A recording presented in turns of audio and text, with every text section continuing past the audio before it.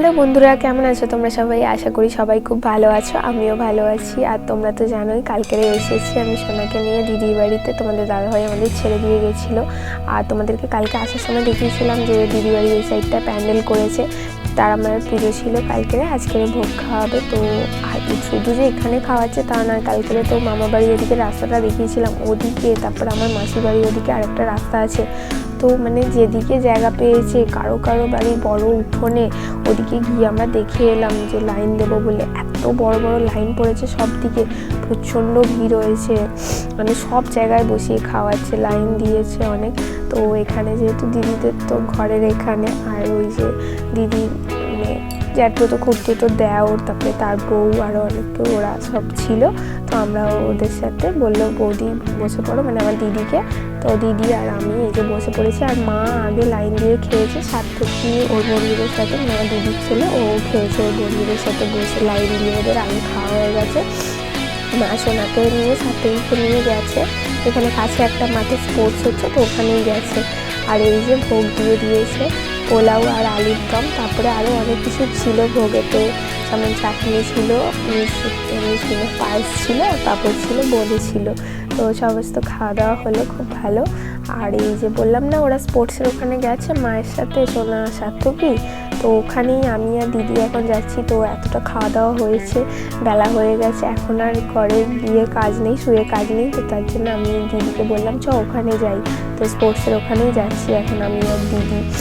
আর ওই দিকটাতে কত ভিড় দেখলে, সব দিকে খাওয়াচ্ছে, আর এইদিকে রান্না হচ্ছে। এইদিকে ড্রেনের জলটা আমি দেখে পুরো অবাক, পুরো হলুদ হয়ে গেছে, এত রান্না বান্না হচ্ছে, সব জল পাস হচ্ছে, তার জন্য পুরো হলুদ হয়ে এইদিকে খাওয়া তৈরি হচ্ছে।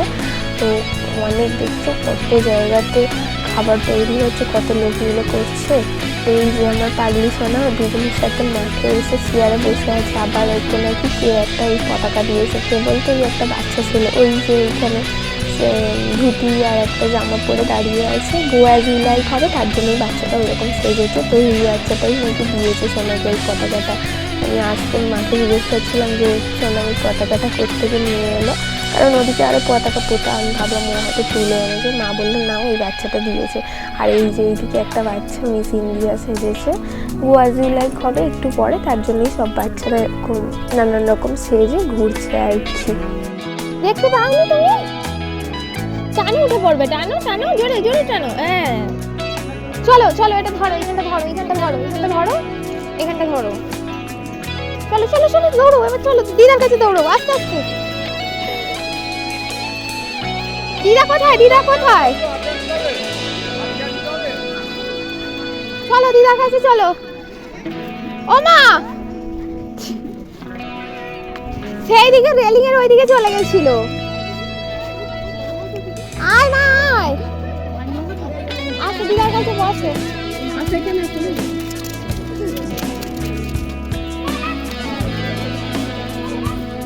রেলিংয়ের কাছে পালিয়েছিল তো, ওই তো মাছি। এটা ফেলে দাও, এটা ফেলে দাও, এটা কিছু নেই, এটা ফেলে দাও, এটা ফেলে দাও, দোয়া করে দাও, দোয়া করে দাও। চলো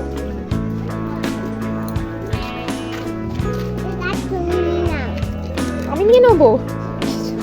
চল তোকে পুতুল বলে মাঠে নামিয়ে দিই, পারবি ডল। শোনা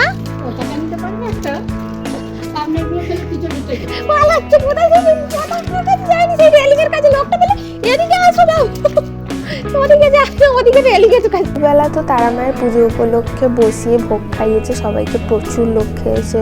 মানে কমিটির যারা মেম্বার আছে বলছে, শুনতে পাচ্ছি যে 6000-এর বেশি লোক খেয়েছে, আর অনেক ভিড় হয়।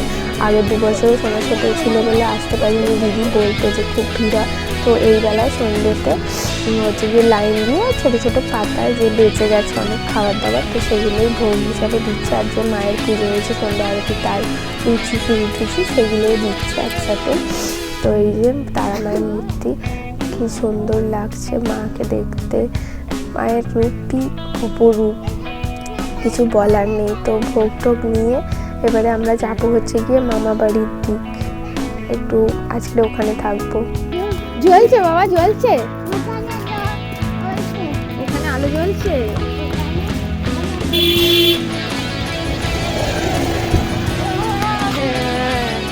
কত আলো,